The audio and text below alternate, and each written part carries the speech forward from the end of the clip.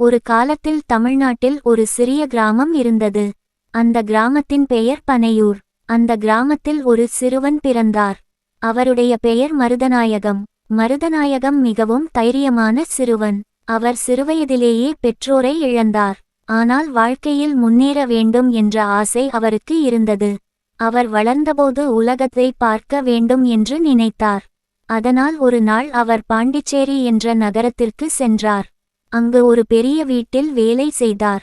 ஆனால் அவரது மனதில் ஒரு கனவு இருந்தது. நான் ஒரு பெரிய வீரனாக வேண்டும். சில நாட்கள் கழித்து அவர் அந்த வேலை விட்டு வெளியே வந்தார். பின்னர் தஞ்சாவூருக்கு சென்று படையில் சேர்ந்தார்.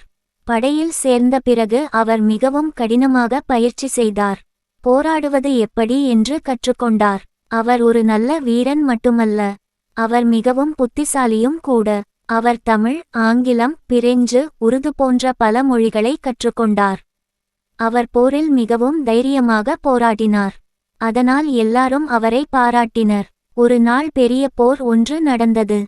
அந்த போரில் மருதநாயகம் மிகவும் துணிச்சலாக போராடினார். அவருடைய தைரியத்தை பார்த்த பெரிய தளபதிகள் அவரை பாராட்டினர். அவருக்கு ஒரு பெரிய பதவி கொடுத்தார்கள். அந்த நாளிலிருந்து மக்கள் அவரை கான் சாகிப் என்று அழைக்க ஆரம்பித்தார்கள்.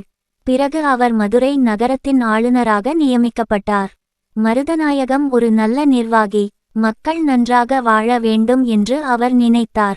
அவர் ஏரிகள் மற்றும் குளங்களை சரி செய்தார். விவசாயத்திற்கு தண்ணீர் கிடைக்க ஏற்பாடு செய்தார். மக்களுக்கு பாதுகாப்பு ஏற்படுத்தினார். அதனால் மக்கள் அவரை மிகவும் நேசித்தார்கள்.